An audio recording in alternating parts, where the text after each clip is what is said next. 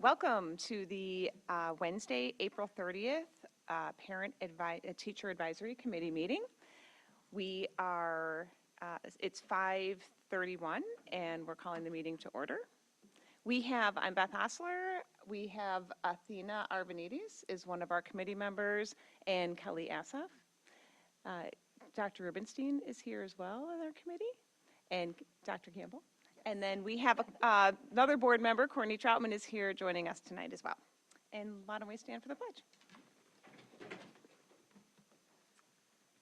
I pledge allegiance to the flag of the United States of America and to the republic for which it stands, one nation, under God, indivisible, with liberty and justice for all. All right. Are there any public comments? I don't see anybody here, but nobody signed up. Okay. So we will move on to our first agenda item, which is our discipline improvement plan. And I believe Dr. Campbell and Dr. Rubenstein will speak to that. Yes, we have to speak into the mic, so we will. Okay. Well, you can take Sultana, she doesn't even call roll. He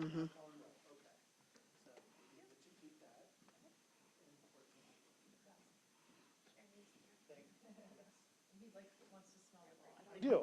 Yeah, we're just going to say. You can't? Shut your computer down. Shut your computer down. You might be the Wi-Fi. You did do that? You did.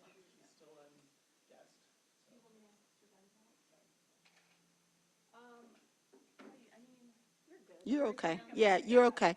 Because we're going to just kind of talk a little bit through. So as noted on the agenda discipline improvement plan, so in 2016, the Illinois Senate Bill 100 took effect at aiming to reduce the use, and we use this terminology as you speak, exclusionary, which is synonymous for out-of-school suspensions,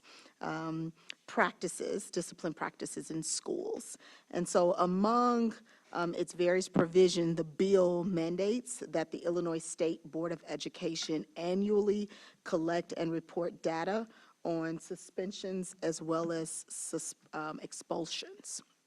And so starting in 2017 through the 2018 school year, ISB began to analyze this data and to identify districts that hit a particular threshold as it relates to one of the areas, and Dr. Rubenstein is going to speak a little bit more about that. And so really they're asking districts to share the work that's being done in order to make sure that we stay below a particular threshold as it relates to exclusions and removals to alternative settings.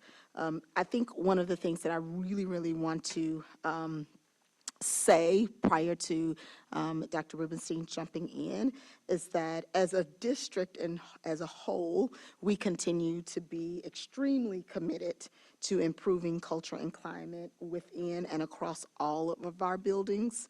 And to do this, we think about how are the multiple ways to create opportunities for students to learn from making mistakes. And bad choices and bad decisions, while also ensuring that all of our students remain in a welcoming, warm, and environment to optimize learning. And so this work is a continuation of a larger work that we're doing across our district and across all of our schools, and oftentimes you hear us speak to that. This year we shared an update around our school environment. You know that we use various measuring tools and surveys and engagements with our students to hear firsthand from them, and I'm also really appreciative that we live in serve a very engaged community where parents share their experiences with the administration I'm sure all of you sitting on here have heard various experiences with different ranges, and some being positive and some where their experiences, we want to hear that feedback and do everything that we can. So again, even though we're zeroed in on this particular plan that's required by ISB, I just want to make sure that it's couched in the larger and the broader work that we're continuing doing under learning environment. We've shared oftentimes that we've seen some really, really extraordinary positive growth and achievement with our students academically, but that's not absent from paying close attention to the actual environment as well as student social emotional wellness, really being thoughtful about connections and how we're building those positive relationships from peer to peer as well as with adults to students. And so all of that work, we're on this continuous process.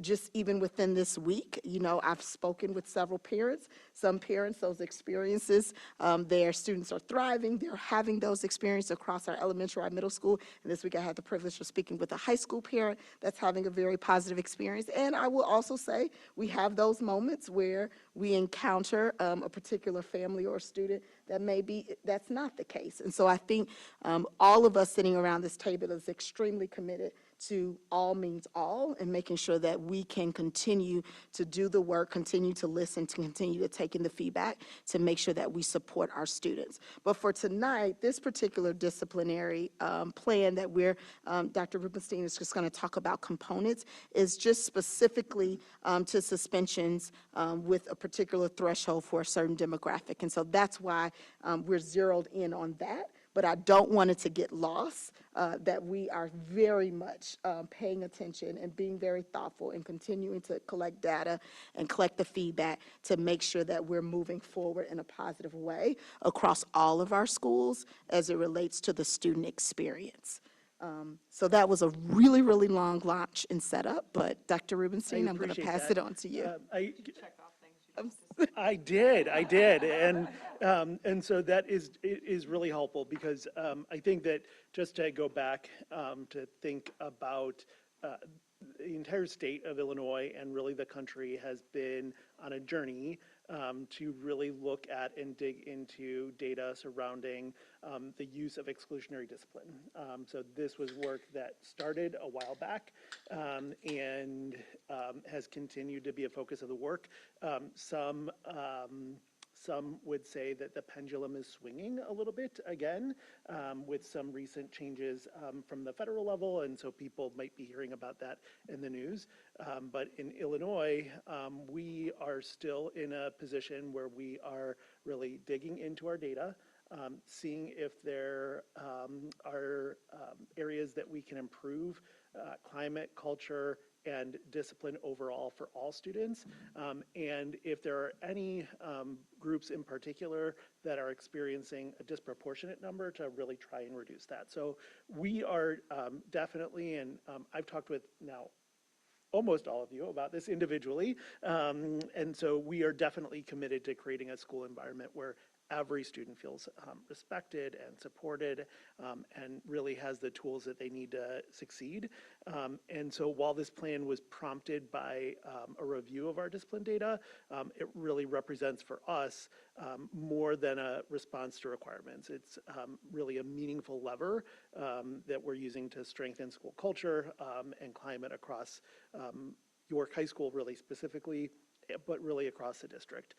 It aligns, as Dr. Campbell said, with our broader efforts to build learning environments where students feel a strong sense of belonging, have strong relationships with other adults, and that there are clear and consistent expectations so that students are really set up for success. We know that the reason that we're leaning into this work is that recent trends in our discipline data have reinforced our commitment to creating schools where every student is treated fairly and has a positive experience, that we need to do more of that work. And so while the total number of suspensions has decreased from the 22-23 school year to the 23-24 school year, and we will have more data about the 24-25 school year as time goes on. While the total number of suspensions has gone down, students of color their suspension rates have been an area of focus for us. And so that's why we're taking a closer look at it tonight. So rather than really viewing it solely as a requirement, we're really using this plan as an opportunity to reflect on our own data, improve where we are able to do that, and then strengthen systems that we have in place.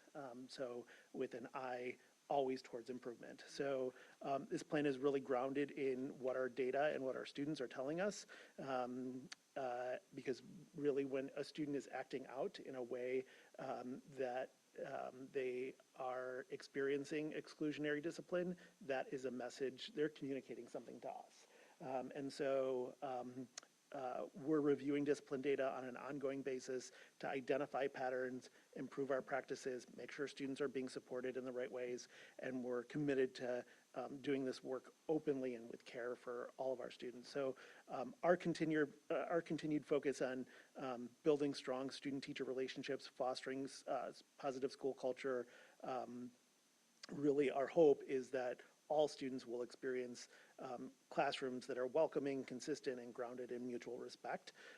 We have talked with all of you, and you heard a report in the fall from York High School about the We Are Dukes campaign that they have going on.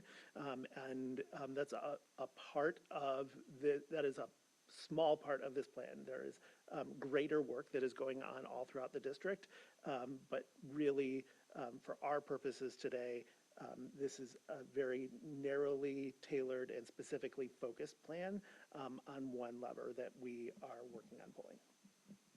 And I would just like to add, and I really appreciate you saying that too, is that this is really also a very district kind of,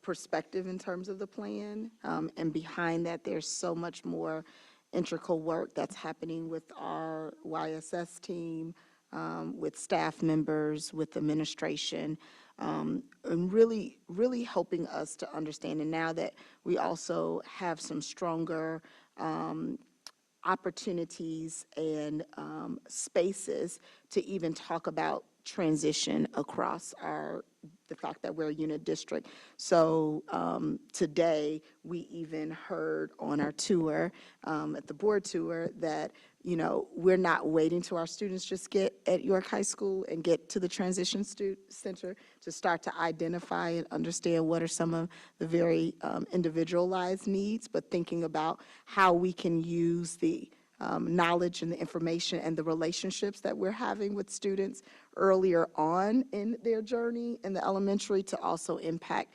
what that looks like at the high school in the transition. And so, again, this is really, really high level. It really calls and punctuates some of the critical levers, but there's just so much work that is continuing to happen behind the scenes, again, to help support all of our families here in D205 and specifically at York High School.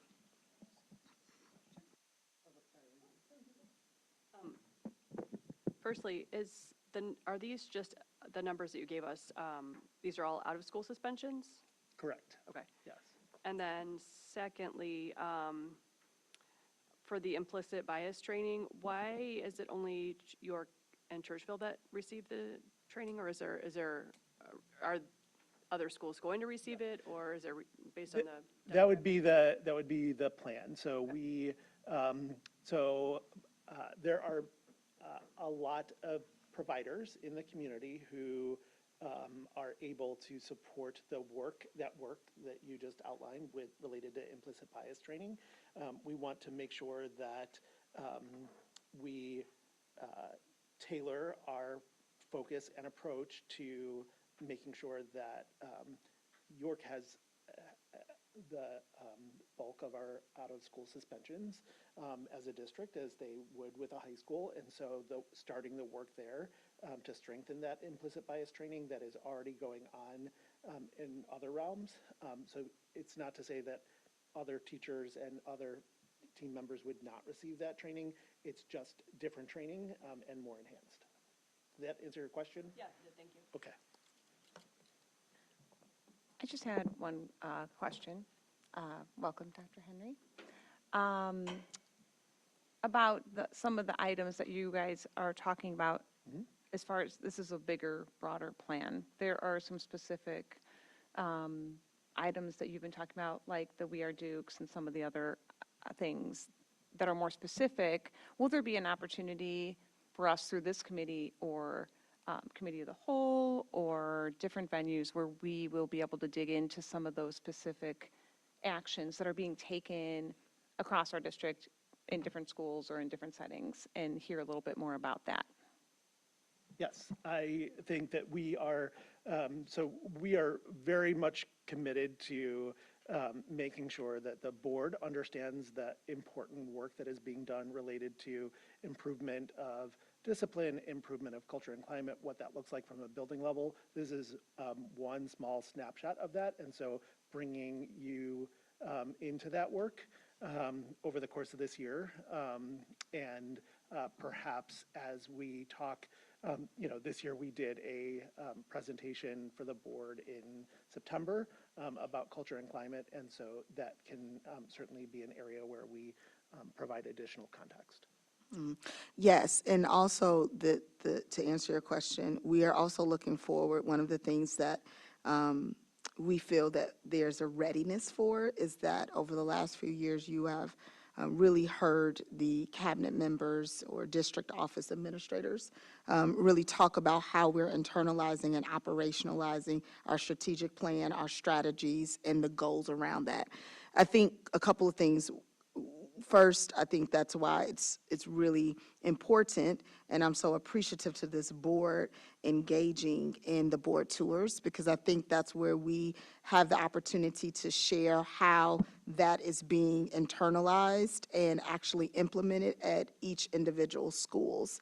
And I think one of the beauties of that is then being able to come back and report that out and to share that in spaces during board updates. I love the board, platforms now on social media to share and to give insight into that. So I think one of the spaces that exist is that in getting into schools are for the community, for parents, that's also consumed and shared through weekly newsletters at the school level to talk about priorities, to talk about some of the focus work that they're doing and what that looks like. I think the next opportunity is that we have decided and will be sharing and hearing firsthand from principal leaders. And so this is just a little bit of what do I want to call it? A little preview, thank you, that's the word I'm looking for, is that our next committee of the whole, we're actually going to be bringing principals into the space to represent across our EC5, our middle school, as well as our high school.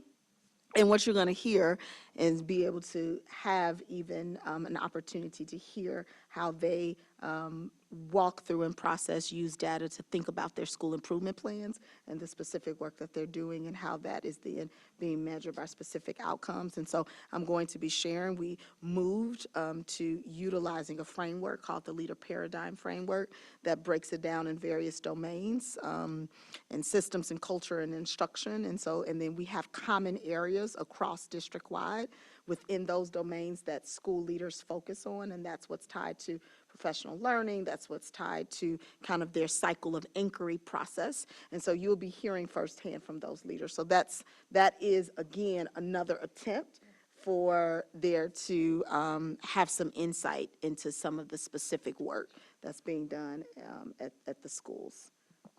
That's great, thank you.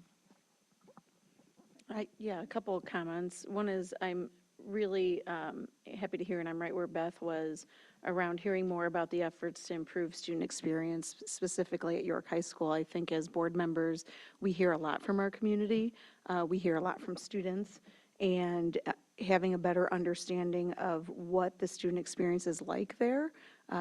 Really, even when I look at some of this information outside of what the data tells us related to 5 Essentials and Panorama, because I'm not sure that data for me as a board member presents, the whole picture of what a student is experiencing in our schools. And I would even go as far as asking to consider some dialogue around the student experience between grades 6 through 12 in our district. and having a better understanding of what that looks like. The question really about the data is, for me, is are we missing student voice that isn't presented in the data by the questions of these fixed surveys that are provided to us either by the state or some canned place? So around those questions, and I do see it a little bit in your success criteria, when we're talking about behavioral referrals, specifically about discipline and things like that. But just understanding what a day in the life of a student feels like in our building is something that, even having sat on the board for 4 years and been to a number of tours, we don't really see as much, but we hear a lot.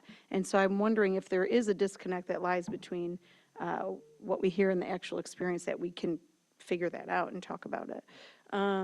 The other comment I have is about implicit bias training, and really just bias training in general. I'd be a real strong advocate for having that training be across the board with everyone. Of course, it will help in this sliver of the work regarding discipline, but bias exists everywhere. It exists in grading practices, it exists in our conversations with each other, and I think educationally, for our staff to be aware and to raise their awareness in this area across the board is beneficial for our kids and our families.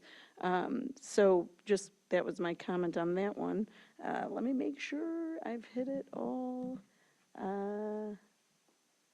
Yeah, and I'll just reinforce the idea of around, do we have the right measuring tools in place? Is there more available to us to help us really truly understand what the student experience looks like from a variety of lenses, and ensure that, I know that there's a lot of work being done by our staff and our administration, but just being privy to what that looks like and what it is. That's really, just to call out there, that's really helpful feedback. I think that some of the things that we've talked about doing are some additional homegrown student surveys about student experience there, but also partnering with some of the providers, because Panorama is an organization that there are additional customizations to that survey that we do not currently have in place, for a reason, because we wanted to be able to standardize our data and get a few good years of that data. But there are some there's a whole other bank of questions that dig in deeper to the student experience. So that talk about student engagement and what your engagement is actually like in this class, and in specific situations, and are able to break it down by gender and other demographic groups that might be helpful to us in improving culture and climate overall. Yeah, and I love that there's more to the suite that's offered, and it's an opportunity for you all. I would also balance the qualitative feedback with the quantitative. Yep. I know we're very data-driven in this district.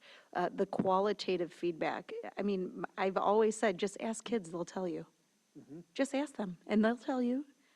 We have a respectful, honest community, I think. Some great kids come in and out of our district and graduate from our district. And if we find a little bit of an ability to balance some of that qualitative, I think it's beneficial for all. That's really helpful, and thank you for that. And I think we are feverishly taking notes, and we'll, because we have created spaces and opportunities and conversations already around some of the things that you're mentioning, I think it's going to really, again, continue to solidify our forward planning and work. So really appreciate that. I get it every day, qualitative feedback.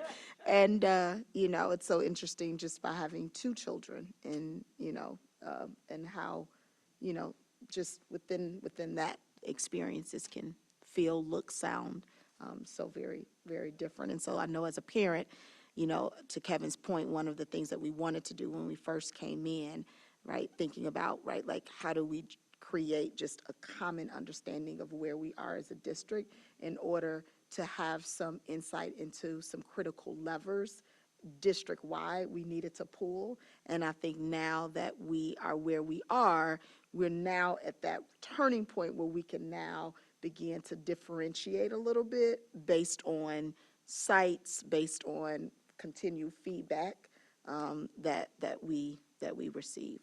So thank you for that.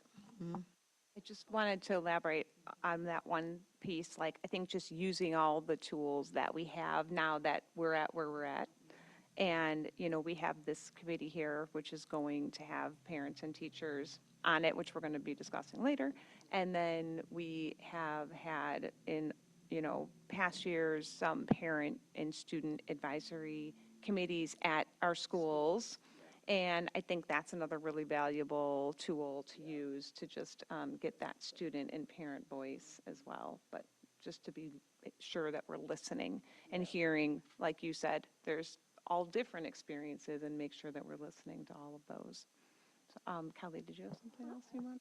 Going to say, I mean, and this is at a much, more drilled down level, and I'm assuming we're doing some of this already, but I think at some point, once we get some of this information, it would be helpful to get, like a lot of, any of the groups that are like any of the social emotional groups, things like that, there's always pre and post tests, and kind of maybe getting some of that data to see, because that's another measure of, the student experience and how they're socially and emotionally fitting in at school, and how they're, so I think looking, again, that would be probably further down the road, but like getting that from the principals or the social workers or whoever to get some of that information, I think could be an opportunity as well at some point.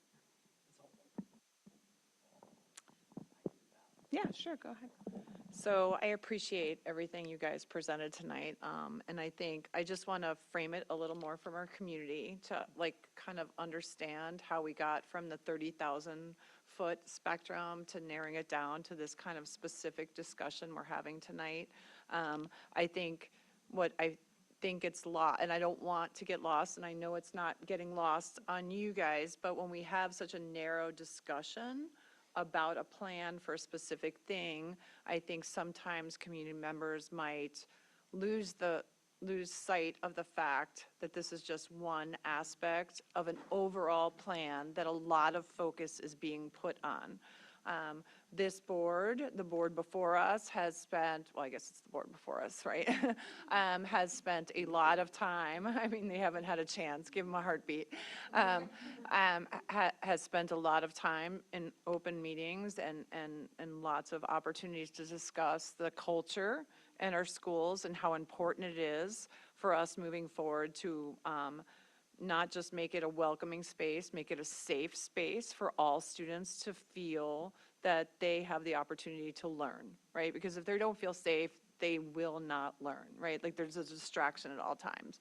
So, when we talk about exclusionary discipline, I just want to make sure our community knows that's the discipline that takes a student out of the classroom, right? And if I was a lay person, I don't know that I would necessarily readily identify what that meant. So I don't think it means like you're in a school somewhere else. It could be you're suspended. It could mean you're so there's a lot of different layers of that. So I want to make sure our community has that kind of point of reference.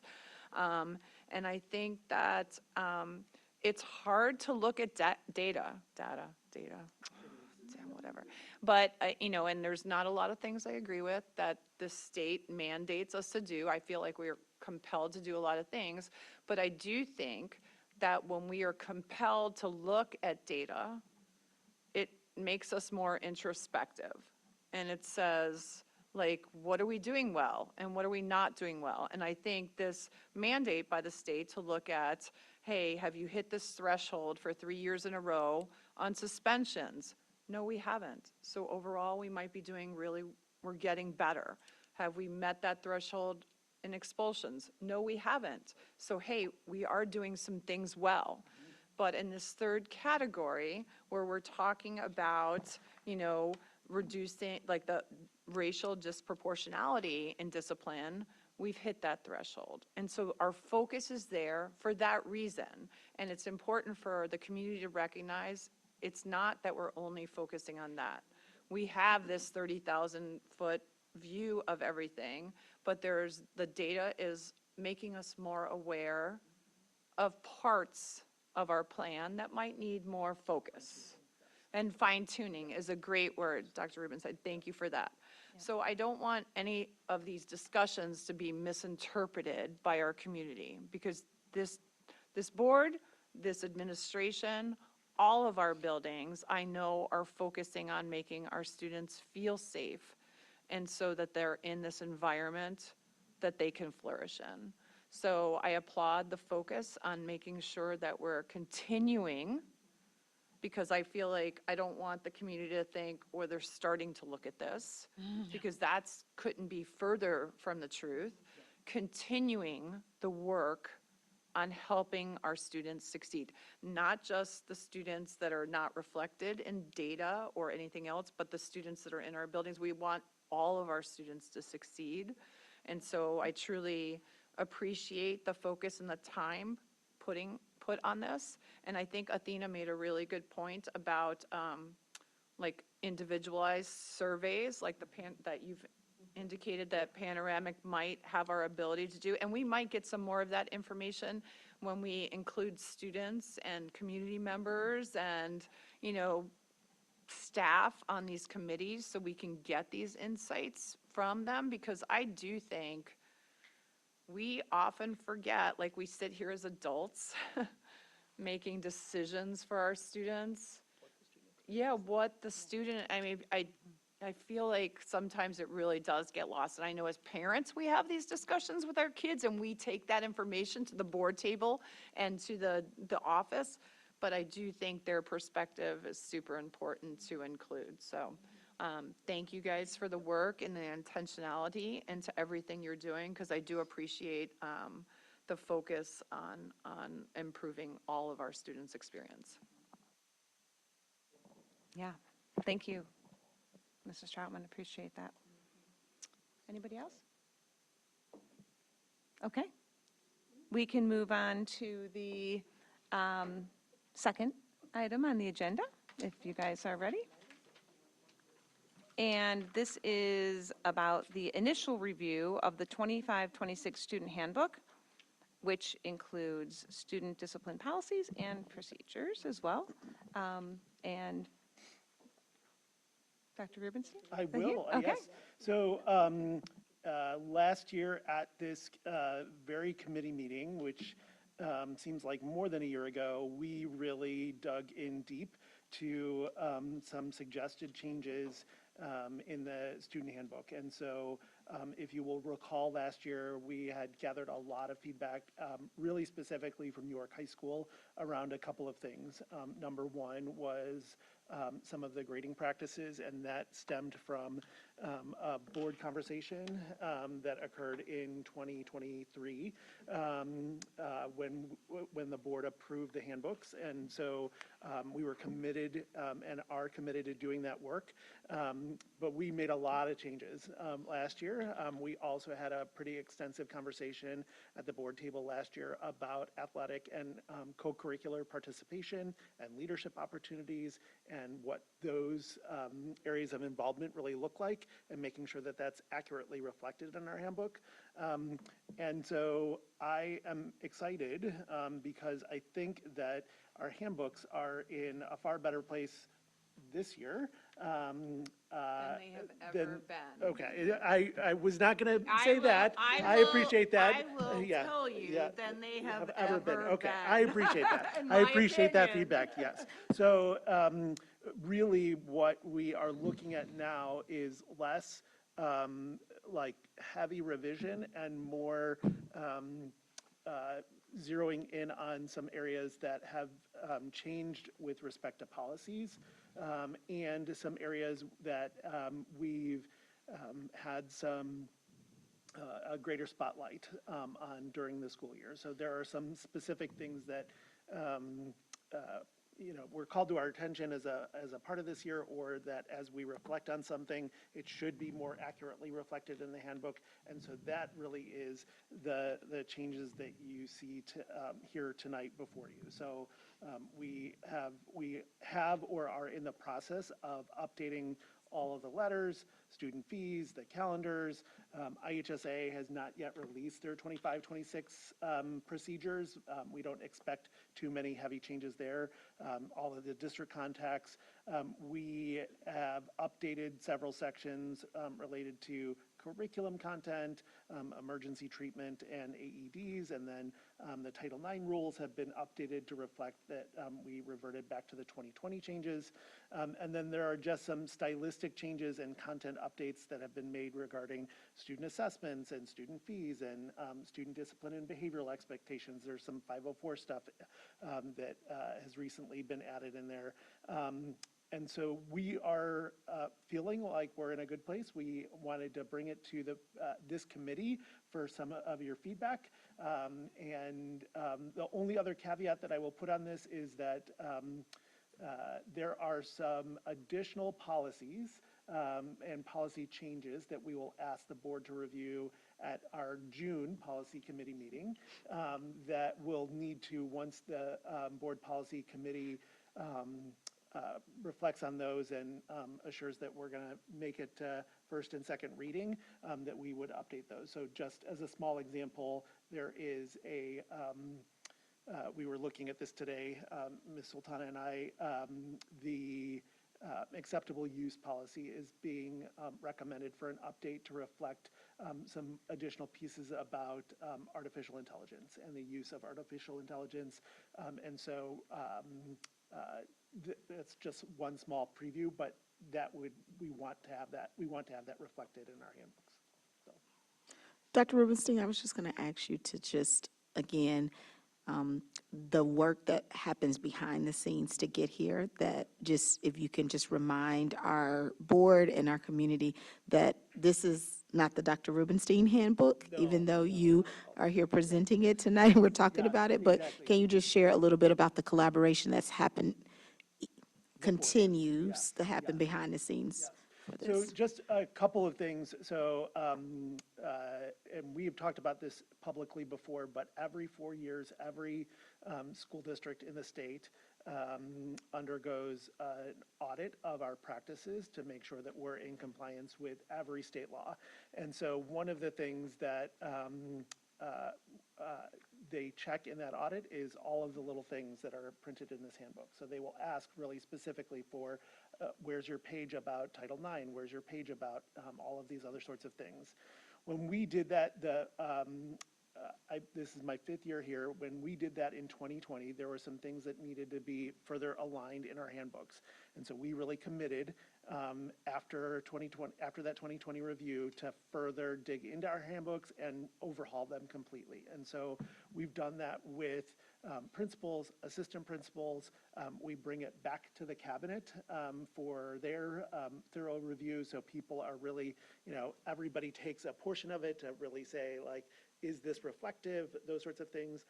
Our team at Franzik reviews it with and for us regularly. And then the Illinois Association of School Boards regularly puts out a handbook checklist for updates. So anytime there's a policy that has been updated, they update their handbook to make sure, their handbook procedures, so that we can make sure that we're all aligned. So there's a lot that goes on behind the scenes with a lot of feedback and fine tuning, and that is really specifically what you see here tonight. So there is specific information in here about some procedures with regard to making sure that we're using bathrooms for their intended purposes. Yeah, exactly. That we are using speech that is reflective of respect towards each other, because while it may not be gross disobedience or respect, for somebody to call another student by a derogatory name we need to outline that very clearly somewhere, so that we can help our students to understand the importance of that. So. Well, I'll just say, you did peek, right? Because I have I this did not little peek, page but we folded. had talked Look, about it. Yep. we did. Yep. No, and for community members that do not have students at York, right? So this kind of communication has gone out from Dr. Hurt this year about the restrooms and behavior. So it was it made me happy to see that this is reflected in the handbook. And I will just say for perspective, when you mentioned 2020, for those of us that were not in the district or, did not take the time, when my kids were in elementary school, I certainly did not take the time to look at the handbook. This is like, I can't even tell you, like from 0 to 100, like this is a complete, it's just overwhelming to me what this handbook looks like today versus what it looked like just 6 years ago when I started on the board, because the consistency and the clarity in this handbook is remarkable. Well, I will even just say from when my son was a freshman 5 years ago, right? Like, and so I have said this every year when this handbook comes up, I so appreciate, because this is the, what you can turn to Yep. when there's an issue with a student to say, we told you, you signed it, yeah, the this is student very clear. signed it, it's right here. And so this is, and like I say this about the policy committee, this is the most important stuff, because this gives you the backbone to support any action you take. So I truly appreciate it. So I just have two, after all that, yay, Absolutely, you're please. great. I But appreciate two that. clarifying Nope. questions. Yep. In We that are same here for feedback. and so. that same earmarked page, when we talk about expectations for classroom behavior, right? That paragraph has not changed. But I don't recall, and You're on I'm on page page 53. 53. I don't recall it, but it's not redlined, so I'm sure it was there last year, that each teacher can establish the rules and procedures for their classroom, and students are expected to observe those rules. I just want, I have comfort in that, but I was hoping that you could talk to it for our community, that these are consistent expectations. And I guess I don't want there to be, I don't want to muddy the waters on each teacher can make their own rules. And I don't know if that extends to cell phone stuff or if that extends somewhere different. So I was wondering if you guys could talk to that point and kind of understand what the different rules and procedures for a specific classroom could be and how that experience would be different per student. Sure. It's not Oh, going wait, to here, be. we have it's- to share. Yep, absolutely, yep. It's not going to be really different per student, but when I look at that paragraph, I think to myself about all of the things that each individual teacher teaches every student at the beginning of the year. So what is going to be our procedure for when I need to use the bathroom? What is going to be my procedure in the room for when I, want a different partner? Like, those are the sorts of things that a teacher is going to be able to direct in a classroom. Some of the bigger picture pieces, and I've seen it like at York and our middle schools really specifically about cell phone usage, that wouldn't be up to an individual teacher to say, everybody in this classroom and in this space is able to use a cell phone, even though that's different in other places. So there are some universal pieces in every single building and across the district that we outline and are outlined here, but there are some individual pieces that a teacher is going to say, because we're right next door to the bathroom, it is fine for you to raise your hand and I will know, right? Like, that's going to be something that is agreed upon as an expectation, and depending on the grade level and those sorts of things. So More procedural. more procedural aspects, yes. Understood. Yeah, and it also connects to our conversation that we just had about student voice. So at the beginning of the school year, I'm a teacher, so I get really jazzed about this, and all my other educators will know, like, we have a standard, like, we respect, right? We demonstrate respect in our school. But what a teacher would do in a particular classroom, if you're in elementary or middle school or even at the high school, to say, what does that mean in this space? And so you will hear a lot of times teachers in the beginning of the school year co-creating, right, language in our space to really help identify what those expectations are. So I feel really bad, like. No, that's okay. That's okay. Oh, just say, okay, yeah. So I think this is one of those examples where we're creating language to allow for that variance and that student voice, where we were talking about earlier, to be at play, because oftentimes that is where students and teachers create that. And oftentimes you'll see when you walk into a room, there might be a piece of chart paper that might have, what our classrooms, and those middle schools or spaces where students rotate in and out, that might differ in terms of what language really resonates, but there is just a set of universal expectations that do not change, and then there's opportunities to really refine that and think about what's a co-creating that with our students, and that language gives that opportunity to do so. And of course, there's going to be classrooms that look a lot different than others, like an industrial technologies teacher or is going to have to, their rules are going to have to be tailored to what's happening in that classroom. So I'm sure that allows them to have the ability to do that as well. Lee, did you have something? I find it easier to, not that anybody probably has any trouble understanding what that is, but like the classroom norms, I feel like that's a good way of like saying it, because it's like not necessarily rules, but just how that classroom's going to function and, yeah. Just going to get back to the handbook just for 1 second, just kind of a big picture, yeah. The handbook itself, and I have to apologize, I didn't get a chance to look at it because it just came in a couple days ago, but, and I'll look at it for the board meeting, but, the intention of the handbook, right, is to outline how we handle things. Like, here's our procedures, when this happens, this is how we handle it. And that seems to be very thorough from what I remember in our last year discussion within the handbook, is there's a clear explanation for students and parents. If something were to occur, this is how we handle it. And that spirit is part of that kind of building that culture of the district, right?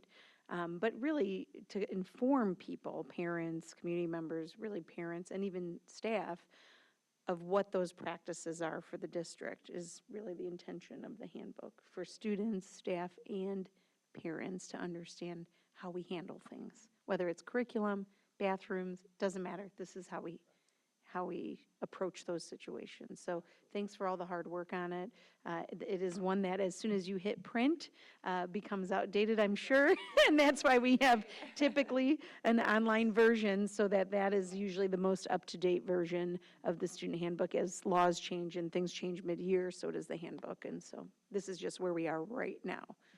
Thanks. One of the things that some board members, including you, asked for last year was related to a red line version. And so you heard Courtney say, yeah, this is a red line version. So in past years, we have not brought you a red line version. So it was more difficult to see some specific changes this year where I recall the feedback again from this Yes, team thank of you. people to make it easier. to Lots of digest. feedback, and it exactly. is a gift, and that I helps will us say become better. The red line is so helpful because it Yes. shows exactly where we were last year and what changes you're making. So it's simple because it's this is like a 80-page document, Yeah, right? yeah. So to point those out.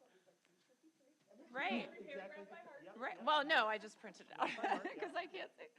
So, and if I could, Beth, just one more thing, and I wanted to point to the handbook also contains the school calendar, right? Which is, it's a Bible for parents in this community. And I do want to reflect for the juniors, rising seniors, is that what we call it? Rising? Is that the rising seniors? Yes, that, it's going to look very much the same as this year and the last year and the previous years, where the seniors will finish their last day, 8th? Right, so it's going to be the 8th. Next year, Yep. right? And then that following week will be the senior cumulative summative assessments that, if required, or if they choose to, take finals. But it will still allow for the celebrations of the seniors, the mandatory graduation practice and senior picnic, which is a mandatory day of attendance for our seniors. They have to practice graduation, they have to get their caps and gowns. So, for all those, I'm going to stop the chatter before it even starts. Senior week will look the same for our rising seniors as it has. So thank you for working on that through all the right channels for the Appreciate you getting families. out in front of the communication. Yes, so we Yes. don't want to, people, Mm. don't go to Facebook, your parents, it's all good. And we take a level of responsibility too, as an admin team, to make sure that we, continue to echo and put that information out so that and communicate it in a way so that it can, ease a little bit of the It's a stressful the time. energy around that transition. Stressful time. Beth's been through it twice. She's going through it for a third time. I'm only gone through it once. It's a very stressful time, so we want to ease the stress as much as we can. Congratulations to you. Thank you. I did just have a question about the calendar section, and some of the items are in yellow and some of highlighted in yellow, some of the sections. That really is Rubenstein coding. So like red are dates that I need to confirm with other buildings. Okay. Like dark red, the yellow are dates that I need to reconfirm with cabinet, right? Like those sorts of things. Okay, well, I noticed that PSAT was part of it, so I assume that's Yes.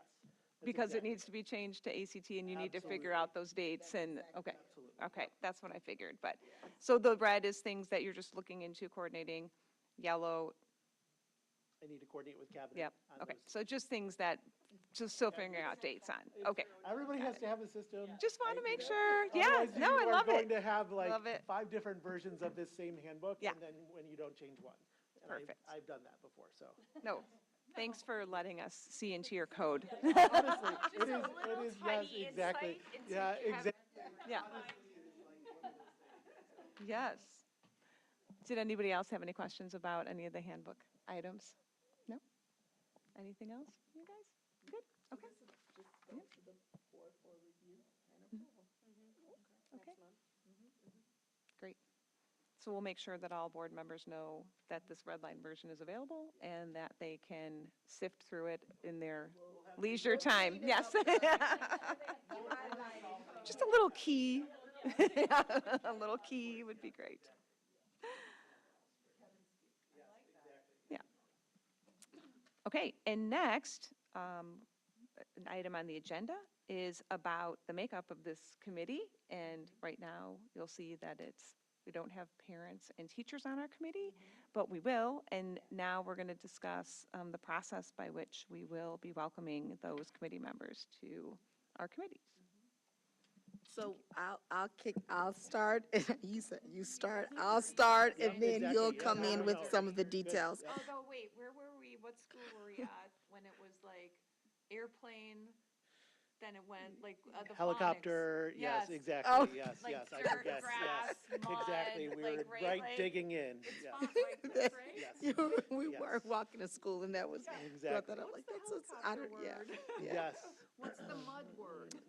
So, within our board policy 2150, it's a policy on committees that really is in alignment to that, to ensure that non-board members in standing board committees is conducted in a very clear, inclusive, and fair manner.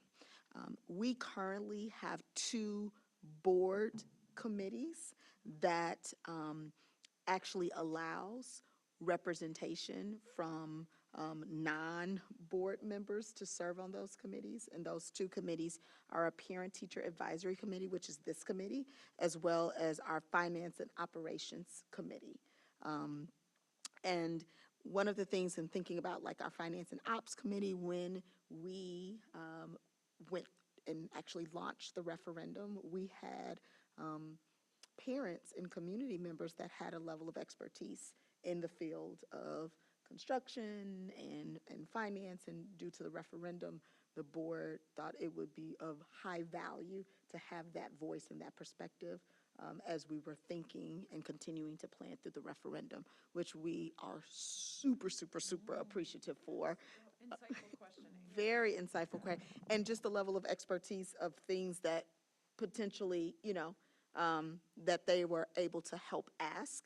Even our contractors, I know when I first arrived, we were just on the onset of starting field rebuild. And I know that I remember sitting in that committee and I'm like, how did he know to ask that question? I think it was Mr. Marinetti, Rob Martinelli, I'm saying Marinelli, Martinelli, and I was like, oh my God, that's so brilliant. And then someone whispered and later told me a little bit about his background and I'm like, oh, that's why he knew to ask that question. Yeah, so it creates an opportunity to tap into some of that expertise and some of that perspective. And one thing I appreciate that has already been echoed several times, that this board really, really values the perspectives of our community members, our parents, and the expertise that they bring. And so what we wanted to do is we wanted to just outline, this is just a true draft of Dr. Rubenstein and my brain trust together to think about how do we make this process extremely transparent, make it very open as well as fair, to identify and underscore how we elicit volunteers of non-board members to serve on these two committees in particular.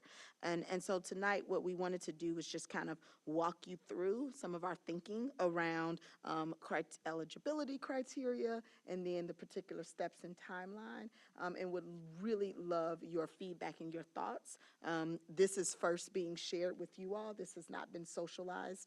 I have had a preliminary conversation, particularly when we start thinking about selecting teachers and staff members. I've engaged with union leadership on that to just, elicit for them to be a thought partner with this and to share, and very, very receptive and very open and excited about how we've laid that out. And I share with them that I would be meeting with you all tonight in the committee to get your feedback and thoughts. But so far, we just want you to know that we're really open to thoughts and feedbacks and maybe some things that we might not have thought of or missed. Great, we appreciate that. And do you have a question? Did you have a question or a comment? Are we, sorry, Yeah. Are that you- was the presentation, right? No, No. that was my intro. I just saw you with your Okay. microphone, so I thought maybe you would. Sorry. It's only because I'm on a timeline, so if I get up and leave, it's because I have to be It's out by a because of certain time. that, okay. It's Okay. not because I've said something.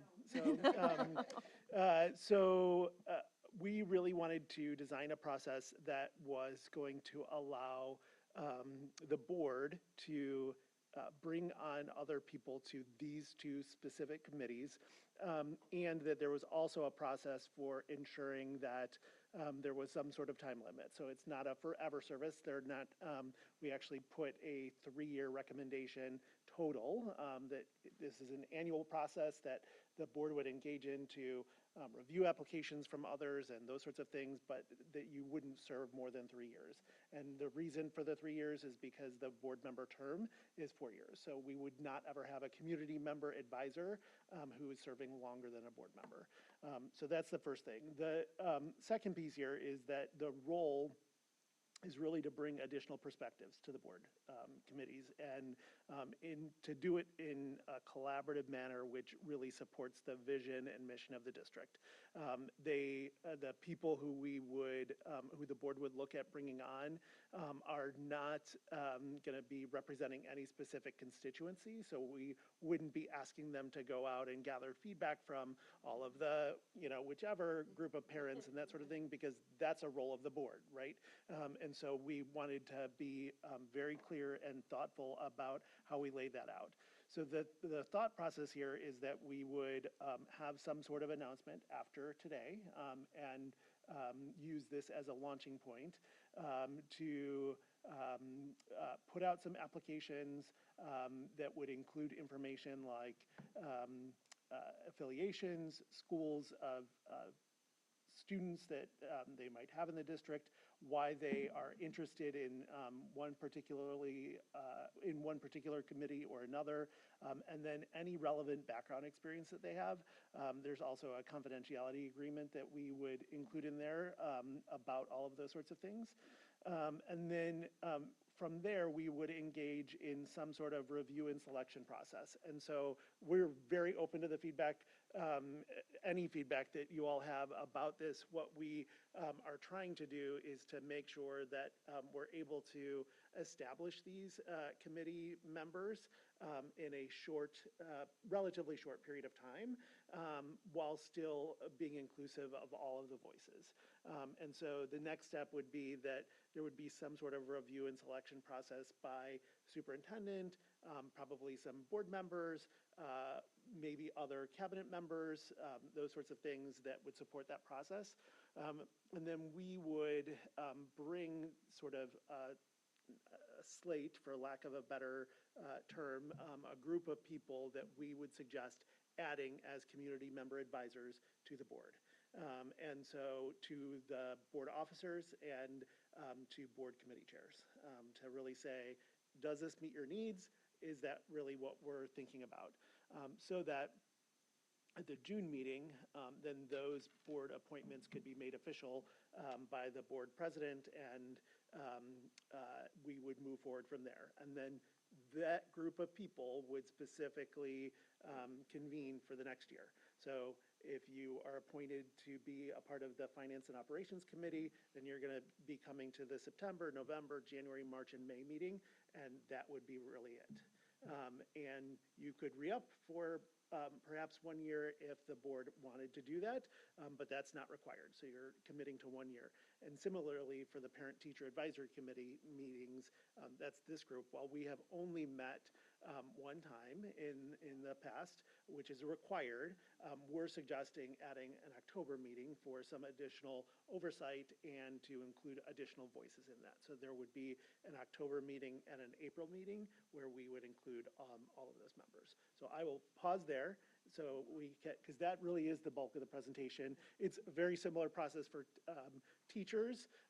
The only exception is that some of those applications are coming from union leadership and engagement with the union leaders, and the requirements change to be you have to have tenure in the district, and there's one other requirement that I am not recalling.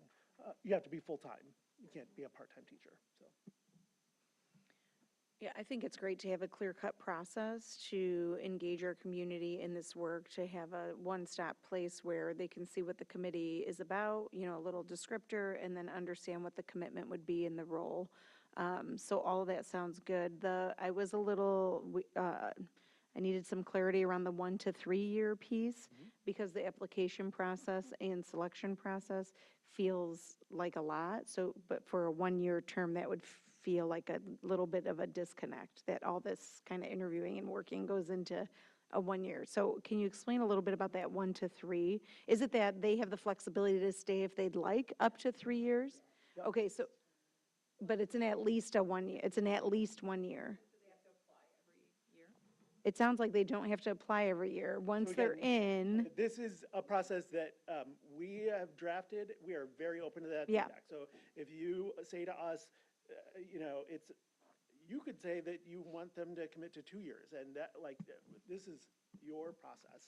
So yeah, and that's where I was wondering, because 1 year, it might feel like, I'm just thinking about sitting on a committee like finance, it has maybe 5 meetings a year. It almost takes 2 or 3 meetings to get your bearings. And so I think a 2-year commitment would be something that I'd like the board to consider, minimum. And then maybe it's like a 2 to 3 year window rather than a 1 to 3. You could re-up. Or, yeah, you could re-up for like a 3rd year or something like that. Understanding, I totally am on board too with the idea of almost a term limit. I mean, board members have term limits, and so not to say that you can't reapply, you could always reapply, but that there's this expiration where then you would reapply if you'd like to stay on. So that's kind of what I was thinking. But also with the application process, seeing how heavy it is, it made sense to me to have more than a 1 year commitment. I had one more thing about that, and I've lost it. Thinking, I'm Yes. just going to completely Sure. agree with you, because I think even as board members, it takes a year to kind of understand the procedures and the policies and get your feet wet and really dig in to feel comfortable having a voice in that. And so I feel like a 2-year term is a great starting point, and I like the, hey, do you want to extend for a year? Do you want to reapply? However we do that extension part, we can figure out after we get those 2-year people in.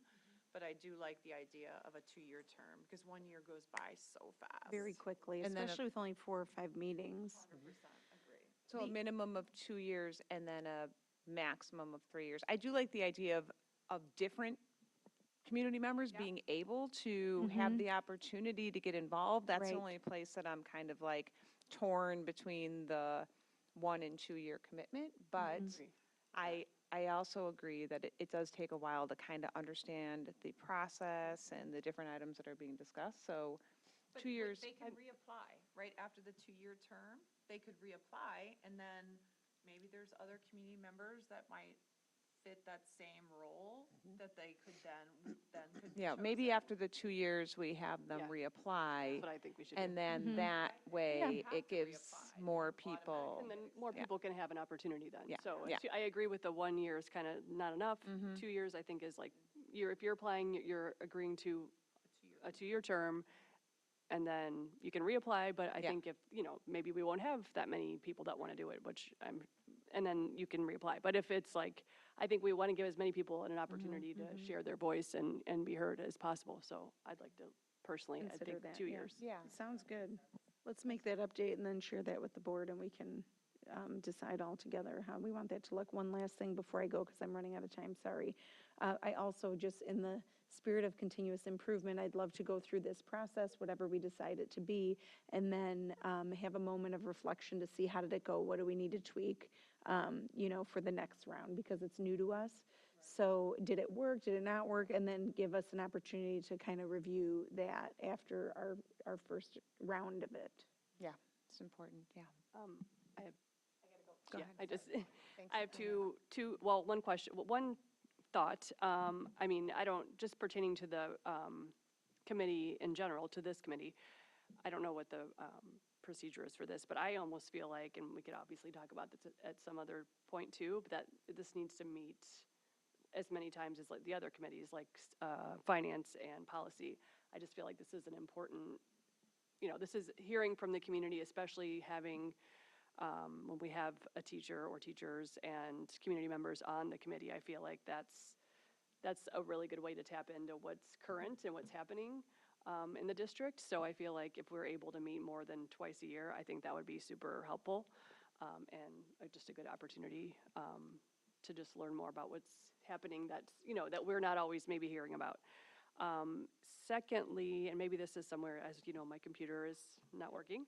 How many people, how many teachers, how many people are we thinking of having on the committees? Three. And that's like total? Yep. Okay, Each one. so 3 It would teachers, 3 be- parents, okay. It would be up to 6 more people. Okay. That we would be bringing onto this group. So yes. Okay, and then, would we ever consider having a student on the, oh, sorry, I stole it. I know, Courtney keeps stealing all my questions, so I'm stealing yours. I know, it's fine. I think, and maybe we could talk more about that, but I just feel like that could be also, we're talking about hearing student voice and all of those things we talked about earlier. I feel like that could be an important piece too. I mean, I feel like that definitely could be a ramp up, because I agree, right? Like, I feel like there's a lot of students that could have some insight that maybe even the teachers don't have, well, that the teachers don't have. A different perspective. Different Yeah, yeah, perspective. yeah, And yeah. really, I think that's what this committee should be about, is gathering information. I mean, in my mind, That is good and helpful feedback, as the person who, when I was student council president, was required to go to board meetings. So, and give. And look, you're here now, so See, that see, means it it worked. helped, yes. I remember when 2 years ago, when all 4 of us sitting at this table were running an election, and I met with student leaders at York and one of the middle schools, I cannot remember because I'm just so old, but, they wanted to understand the process. They were asking questions about how what we did at the board table impacted them. So there are kids that, Like, they're invested. They understand that what we talk about as adults will directly impact them, and I think it empowers them to sit on these committees, to be a part of these discussions, and so I think, I love that idea. We will work it into the process, yes. And I think that, like we were talking about earlier, like this is another, one of our tools. And so I think we should use it as it will help us across the district if there are topics that fit into the work that we do here, that we could add a meeting to discuss and bring our committee members in to do that work. I just think it's a good tool that we should use, as we do some of the other things, the surveys and things that we have. So I agree, Kelly. Not have the answer to this, but I know, like you said, obviously last year and this year, it was just an April meeting. But what are your thoughts on what the October meeting would look like, or what you guys would be discussing as a group for that meeting? Has that been thought about or discussed at all, or is it up in the air? I'm just curious, like, once that committee is formed, what is our goal? Like, what are we hoping for? So really, we would be looking at, we might dive deeper into some of our 5 essentials data, into our panorama data, into data regarding like any other data that we've talked about tonight that we might gather. There are lots of discipline-related items and other items that would fall under could fall under the purview of this committee that we could, if the board wanted to do that, we could do a little bit of a deeper dive at like an October meeting. Well, I even think like by October, I will just say for York, they're knee-deep. Kids have signed up for clubs, which I think is a really good indicator of the climate and culture at York. Like how many students are participating, right? Like that is like, maybe it's like just this, I don't know. It's a lame indicator, but it's an No, that's indicator of how that's many actually backed by people- research, what you're saying, Okay, Courtney. then It's not not, lame. I didn't even know I wasn't lame, but it's an indicator of how invested the kids feel in the building and how they're feeling. So maybe in October, they could give us an idea of how many kids are signing up for clubs, how many kids are enrolling in extracurricular activities, right? Like, so it'll gauge, and then if it's low, then wait, what can we do to pivot to maybe make a change mid-year to make it better? Just to add, not just York, but I think the middle schools as 100%. well, yeah. 100%. Yeah, absolutely. It's definitely a good indicator of the connectedness that kids are feeling, and it all stems back to the same discussion. So I think that's a really good idea, too. So I would just say the only thing I just would ask us to reflect on the, oh, sugar, my glasses went down, the thing went down, the plan, right? So I would really like to see, and I'm just a board member, I'm not even on this committee, so ignore me as you see fit. I mean, I didn't even get a name tag, so Tana feels so bad. I don't have one either, so. Oh, Kevin Yeah, doesn't exactly, have one yeah, it's- either, it's so all now good. that's It's- why we're that's the over way it works, here. yeah. Oh, Yep, Kelly doesn't have one either. Exactly, yeah, exactly. Kelly, you should be over here with us. Exactly. But the only thing that really, I feel like, I would like to see tweaked is that the committee chairperson or committee, officers or committee personnel be further, earlier engaged in the committee selection, the people selection. So I feel like the draft that was like circulated among us. up to the May 22nd, June 6th. Yes. Yeah, so, and Committee. for, like, I don't think this was included in the board docs. I think it was still under admin, or like, I don't think it wasn't under public. But for the community, if you're listening, right now, it was like, the second level was a review and selection, and that would have been done by superintendent and cabinet members. And it was really just a level of making sure everybody that applied was checking the boxes and they met the criteria, which is super important. But it kind of narrowed down, like, the alignment with the goals of the committee. And I feel like the committee chair and the committee members should be a part of that decision before it comes to the actual board and committee for approval. So I would just ask that the committee chair and committee members be bumped up to that second level review, is what I would really like to see for them. That's why we brought it to you. Yeah, no, I appreciate, and like, this is, Yeah, yeah. no, but Yes. listen, That is the whole purpose. You asked for it, you get it. I Yeah, mean, that's exactly it. but I know this, like, this art of the committee meetings has been lost. I feel like it's been lost a little over time, but this is what it's about, like having these robust discussions and giving feedback so that we can move forward together. And so I appreciate you being open to the discussion, and I love committee meetings, I'm just saying. Yeah. Yeah, the committee work is very important, and I'm very appreciative of this process that you guys came up with, just to make sure that community members know about these opportunities to get involved, and they understand clearly how they can go about doing that. I think that is not something we've had before, and so, or it's just been done in a different way. I think this is really nice and clear and helpful for those people that would like to get involved. So I appreciate that, and all the ideas and feedback I think are really great. Anything else? Thank you. Okay, so we have some upcoming meetings. We have May 7th is the Committee of the Whole meeting at 5:30 here at District Office. And then on May 20th, we have the regular Board of Education meeting at 7 PM here as well. And if there isn't anything else, then we can adjourn the meeting at 6:46. Thank you all for being here.